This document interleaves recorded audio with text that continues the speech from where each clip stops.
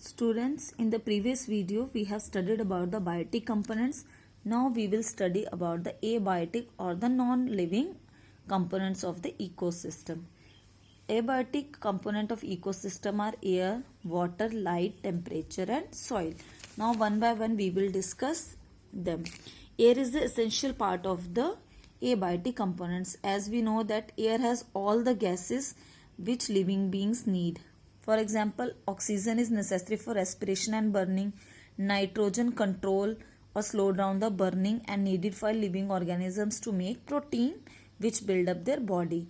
Nitrogen from air is converted into nitrogen components called nitrates by some bacteria in the soil. These bacteria are generally known as the rhizomes, which you have already studied in the 7th class. So nitrates are absorbed and used by the plants and animals that eat plants. Carbon dioxide needed for photosynthesis and ozone protect us from ultraviolet radiation. So in this diagram you can see the importance of air or how air helps to sustain the life.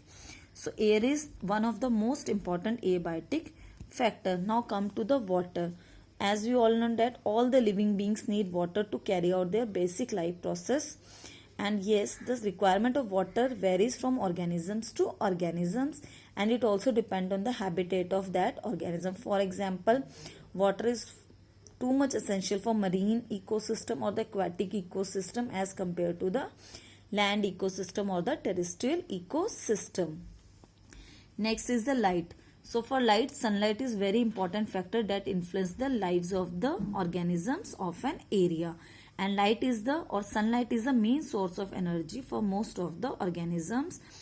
Green plants manufacture their food with the help of light or in the presence of the sunlight, and all the heterotrophs depend on the plants for their food directly or indirectly. Light also affects the day-night variation and the seasonal changes and behavior changes of the organism.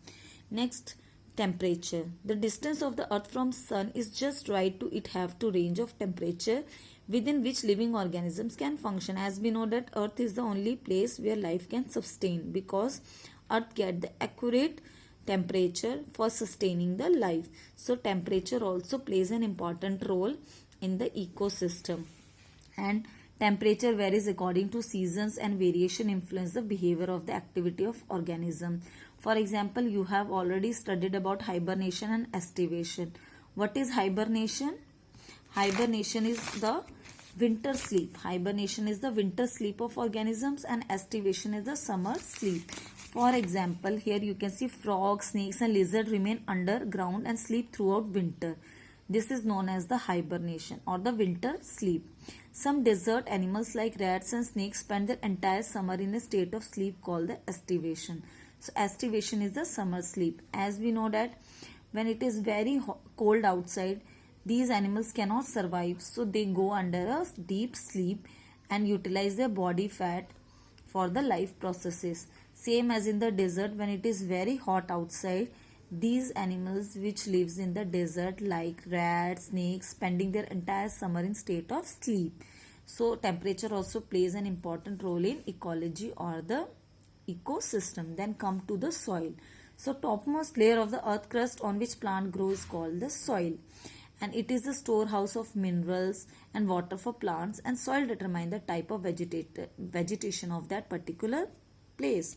For example, fertile loamy soil with a good amount of organic matter can support the growth of dense vegetation, and of course provide the place has enough rainfall. Such a place is naturally rich in animal life too. Sandy desert soil on the other hand is not good for plant life, because their thorny scrub vegetation grow due to the lack of water and minerals in the soil.